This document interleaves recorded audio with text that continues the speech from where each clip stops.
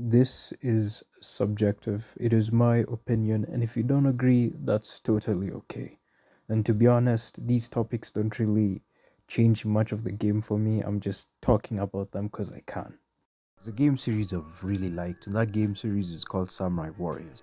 Now, granted, the game series has its flaw, but it's something I enjoyed. The first game in the series I ever played was Samurai Warriors 2, the second was Samurai Warriors 4 Part 2, and the third one was Samurai Warriors 3 and 1.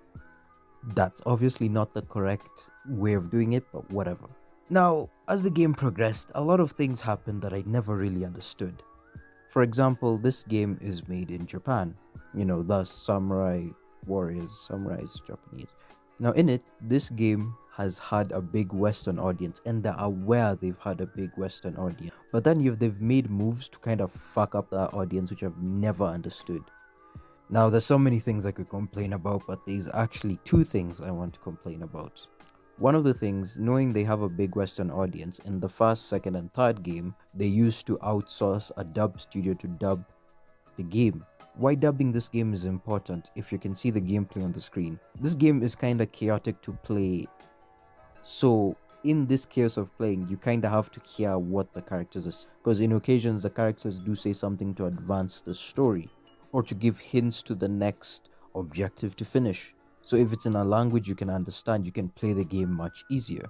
But once the fourth game came out, they decided not to dub it in English, but they put it just as Japanese and had English texts, which is kind of hard to manage when this shit is going on in the screen. It's kind of hard to read at the same time play the game, and it really sucks you out of the immersion if you really want to know what's going on. And why that feature was removed, I have no idea. And back when the company was much smaller, indeed they were outsourcing it to dub companies, so why that was taken out, I have no clue.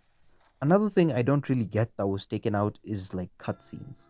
Now, obviously, the newer games still have cutscenes, but what I do mean is that every time an enemy was introduced, they would have anytime a significant enemy was introduced, they'd have their cutscene.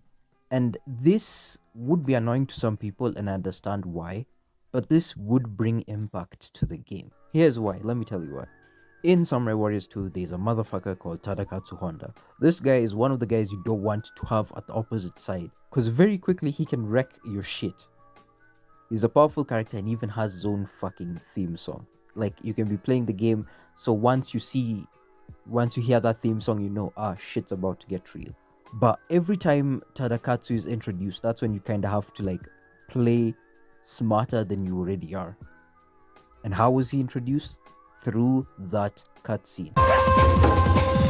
Test your might on Mikawa's finest. When you saw that cutscene, you're like, oh shit, things are about to go down. And that is a beautiful way of handling it. But they removed that entire fucking thing. So when you see him, you could be doing something in the game and he could come from behind you, and the only indication you'd have is him talking. And when he's talking and it's dubbed in and it's just in Japanese, you can kind of miss it because you're focusing on something else. So really only the theme song is there to indicate you that, oh yeah, this motherfucker is pretty close. And yeah, that's good, but it could have been better, and it has been handled better. That's really all I have to say. This video is kind of long and I'm gonna have to animate it, which sucks. But anyway, thanks for watching. Bye.